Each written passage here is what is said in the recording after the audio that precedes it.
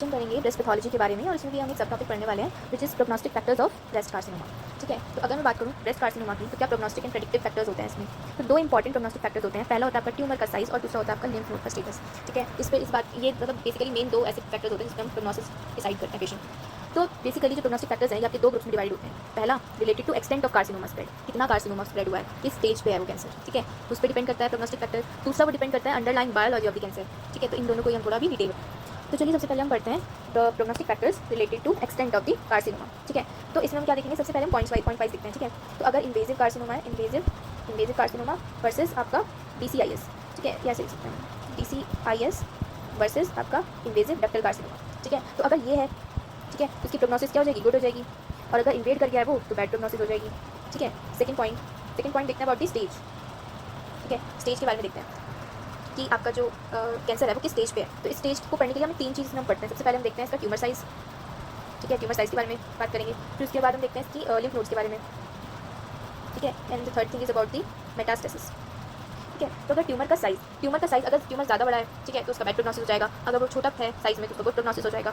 तो हमें basically size से एक और चीज़ पता चलती है, वो ये है कि जैसे जैसे आपका साइज़ बढ़ेगा, जैसे जैसे आपका जो ट्यूमर का साइज़ बढ़ेगा वैसे वैसे ये पॉसिबिलिटी होती है कि आपका जो कार्सिनोमा है वो मेटास्टेसाइज कर जाए। ठीक है, अगर वो मेटास्टेसाइज कर रहा है दैट मीन्स येस कि उसका साइज़ बढ़ रहा है धीरे धीरे ट्यूमर का आपका, है ना। अच्छा, अगर हम बात करें her two neu rich patient, जो आपकी हर टू रिच पेशेंट्स होते हैं ना, हर टू रिच पेशेंट्स आपके कौन से वाले होते हैं, जिनमें ER आपका नेगेटिव होता है ना, PR भी नेगेटिव होता है, और आपका हर टू न्यू जो होता है वो आपका पॉजिटिव होता है। ठीक है, तो ये वाले आपके कौन से होते हैं, आपके हर टू रिच इंडिविजुअल्स होते हैं। ठीक है, तो इन वाली स्टेज पे आपका ये डिपेंड ही नहीं करता है साइज़ का। ठीक है, तो हर टू रिच पेशेंट्स में क्या होगा कि अगर आपका ट्यूमर का साइज़ छोटा भी है तब भी मेटास्टेसाइज होकर जाएगा। तो हमने मेटास्टेसिस की बात करी। ठीक है, अगर मैं बात करूँ ट्यूमर की, तो ट्यूमर में ये आपका माना जाता है कि अगर आपका जो कार्सिनोमा है वो आपका 1 सेंटीमीटर से छोटा है।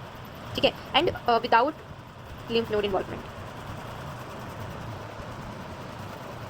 ठीक है, विदाउट लिम्फ नोड इन्वॉल्वमेंट का मतलब क्या है कि मेटास्टेसिस बेसिकली इसमें नहीं हुई है। ठीक है, तो इसका जो सर्वाइवल रेट है वो बढ़ जाता है। सर्वाइवल रेट आपका मोर देन 10 ईयर्स या 10 ईयर्स तक मान सकते हो। 10 ईयर सर्वाइवल रेट उसका इसमें होता है। ठीक है, फिर उसके बाद हम बात करते हैं, अच्छा लिम्फ नोड की बात होगी, मेटास्टेसिस की भी बात हो गई। इसमें एक और हम चीज़ ऐड करते हैं जो कि है आपकी एक पॉइंट ऐड करते हैं which is your locally advanced disease. ठीक है, मतलब क्या कि अगर आपका कार्सिनोमा आपकी स्किन को या फिर आपकी मसल्स, स्केलेटल मसल्स को इन्वेड कर गया है, यानी कि उसकी बैड प्रोग्नोसिस होगी। ठीक है, तो लोकली एडवांस डिजीज़ में क्या होगा, लोकली वो इन्वेड कर गया है। ठीक है, तो अगर इन्वेजन हो गया है स्किन में, इन्वेजन इन आपकी स्किन में, ठीक है, तो यानी कि बैड प्रोग्नोसिस होगी उसकी। ठीक है, इसमें एक और इंपॉर्टेंट पॉइंट होता है आपका एक्सिलरी लिम्फ नोड का। ठीक है, कि अगर लिम्फ नोड बेसिकली आपकी अगर एक्सिलरी लिम्फ नोड में अगर कैंसर के सेल्स गए हैं आपके, ठीक है, तो वो एक बहुत इंपॉर्टेंट प्रोग्नोस्टिक फैक्टर आपका माना जाता है। ठीक है, और कितना ज़्यादा नंबर वाइज आपका लिम्फ नोड को इन्वॉल्व करेगा, सिर्फ नंबर पर भी डिपेंड करता है एंड लेवल पे भी डिपेंड करता है। ठीक है, जो मेटास्टेसिस होता है बेसिकली हमारे बोन में, स्किन में, लंग्स में, लिवर में। ठीक है, next is inflammatory carcinoma. Inflammatory carcinoma for example हमारा प्यूटी ऑरेंज, इसमें किस होती है, ऑरेंज पील अपीयरेंस। अब ये साइंस आते क्यों हैं, these signs are due to filling of dermal lymphatics with metastatic carcinoma producing blockage of lymphatic drainage। तो बेसिकली इसमें होता क्या है, बेसिकली जो डर्मल लिम्फेटिक्स होते हैं वहाँ पे जाके हमारे कैंसर सेल्स जाकर इन्वेड कर जाते हैं और वहाँ पर जो लिम्फेटिक ड्रेनेज होती है ब्लॉक हो जाती है, जिसकी वजह से ऑरेंज पील अपीयरेंस आती है। तो इसकी क्या होगी, बैड प्रोग्नोसिस होगी। Now the factors related to underlying biology of the cancer. सबसे पहले इसमें आ जाता है मॉलिक्यूलर टाइप।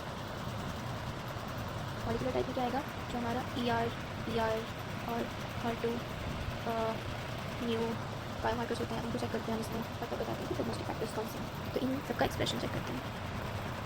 ठीक, नेक्स्ट आ जाते हैं हमारी बायोलॉजिक हिस्टोलॉजिक करते हैं, हिस्टोलॉजिक टाइप। हिस्टोलॉजिक टाइप में क्या है, कुछ भी होती है गुड प्रोग्नोसिस, कुछ भी होती है गुड प्रोग्नोसिस, कुछ भी होती है बैड प्रोग्नोसिस। गुड प्रोग्नोसिस किस चीज़ को होगी, ट्यूबुलर में हमारे special type of invasive carcinoma आते हैं, जो कौन से होंगे, ट्यूबुलर, म्यूसिलस, मैक्युलरी, लोबुलर और हमारा पैपिलरी। तो इनसे गुड प्रोग्नोसिस चाहिए, इनसे सर्वाइवल रेट ज़्यादा होगा। और बैड प्रोग्नोसिस वाले कौन से देंगे, माइक्रो पैपिलरी कार्सिनोमा। ठीक है, ये हो जाएगा। नेक्स्ट हम करते हैं आप think about the histological grade के बारे में। ठीक है, तो फर्स्ट वाले ग्रेड में आता है ब्लूम रिचर्डसन स्कोरिंग। सबसे पहली चीज़ ये मोस्ट कॉमनली यूज्ड है, तो most commonly used grading system है। और इसमें हम बेसिकली 3 ग्रेड होते हैं इसमें, ठीक है। तो 3 ग्रेड्स होते हैं इसमें, ठीक है। सबसे पहला ग्रेड होता है हमारा न्यूक्लियर फॉर्मेशन, दूसरा होता है न्यूक्लियर ग्रेड, तीसरा होता है माइटोटिक ग्रेड या माइटोसिस का जो रेट होता है। तो 3 ग्रेड्स के बेसिस पर हम बताते हैं क्या हिस्टोरिकल ग्रेड होगा। नाउ थर्ड फोर्थ वन लिक्विडेटिव ये आपका हर्टिंग है का ओवर एक्सप्रेशन, अगर ओवर एक्सप्रेशन हो तो ही सर्वाइवल रेट कम होता है, पूरा सर्वाइवल रेट। और अभी नया मेथड आया है जिसका नाम है RNA एक्सप्रेशन प्रोफाइलिंग। एक न्यू मेथड है फॉर क्लासिफाइंग कैंसर्स।